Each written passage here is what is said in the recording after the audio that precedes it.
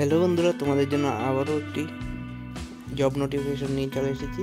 তো তোমরা সম্পূর্ণ বিজ্ঞপ্তিটা দেখতে থাকো। সম্পূর্ণ বিজ্ঞপ্তিটা দেখার পর তোমাদের যদি ভালো লাগে তাহলে অ্যাপ্লাই করে নেবে। তো বন্ধুরা, এখানে দেখতে পাচ্ছ একটি বিজ্ঞপ্তি দিয়েছে, রিক্রুটমেন্ট ড্রাইভ প্রাইভেট কোম্পানিতে নিয়োগের জন্য। ঠিক আছে, প্রাইভেট কোম্পানিতে। ঠিক আছে, টাইম দেখতে পাচ্ছ 5 অক্টোবর 2024, 11টা থেকে 5টার মধ্যে তোমাদের অফিস লাইন আগরতলায় চলে যেতে হবে সমস্ত রকম ডকুমেন্টস নিয়ে।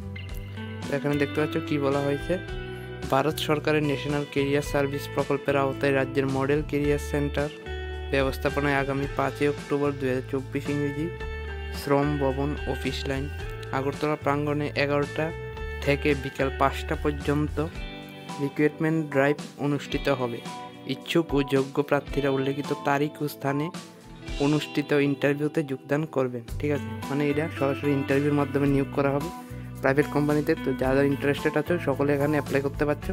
তো ভ্যাকেন্সিগুলি দেখে নাও।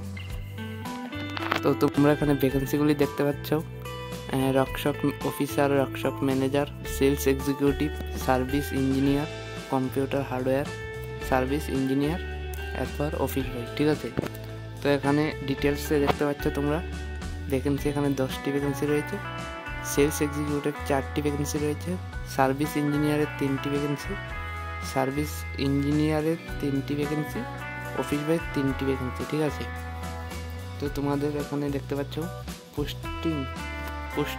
Place of posting. ঠিক আছে, তো প্লেস অফ পোস্টিং এখানে আগরতলা দেখতে পাচ্ছ। এরপরটা ত্রিপুরার যে কোনো স্থানে হতে পারে, সবগুলি ত্রিপুরার যে কোনো স্থানে হতে পারে। তো স্যালারিটা তোমরা এখানে দেখতে পাচ্ছ, স্যালারি পার মান্থ রক্ষক ম্যানেজারের জন্য দেখতে পাচ্ছি 12,500 টাকা, সেলস এক্সিকিউটিভের জন্য 15,000 টাকা। তারপর আরেকটি ভ্যাকেন্সিটা, এরপরের ভ্যাকেন্সিটা দেখতে পাচ্ছ সার্ভিস ইঞ্জিনিয়ার, এটার জন্য 15,000। এরপর সার্ভিস ইঞ্জিনিয়ারের জন্য 15,000, ইলেকট্রিক্যালটার জন্য। এরপর অফিস বয় দেখতে পাচ্ছ, এটার জন্য 6,000। ঠিক আছে, তো যাদের ইন্টারেস্টেড আছে তারা সকলে এগুলিতে অ্যাপ্লাই করে নেবে।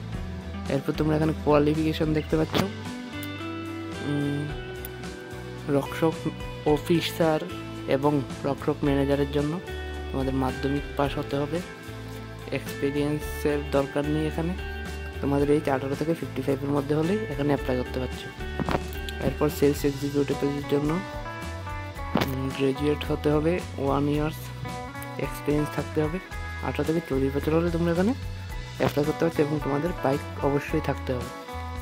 তারপরে আরেকটি সার্ভিস ইঞ্জিনিয়ার, এটার জন্য তোমাদের কম্পিউটার জানা থাকতে হবে, 1 ইয়ার এক্সপিরিয়েন্স থাকতে হবে, তারাই অ্যাপ্লাই করতে পারছো।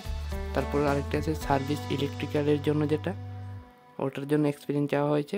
অফিস বয়ের জন্য কোনো রকম এক্সপিরিয়েন্স নেই, 18 থেকে 30 বছর হলেই করতে পারবে, 8 পাসে করতে পারছো। ঠিক আছে, তো যারা যারা ইন্টারেস্টেড আছো তারা সকলে এখানে অ্যাপ্লাই করে নেবে, মানে সরাসরি আগরতলায় অফিস লাইনে চলে যাবে, গিয়ে ওখানে সরাসরি ইন্টারভিউর মাধ্যমে তোমাদের নিয়োগ করা হবে।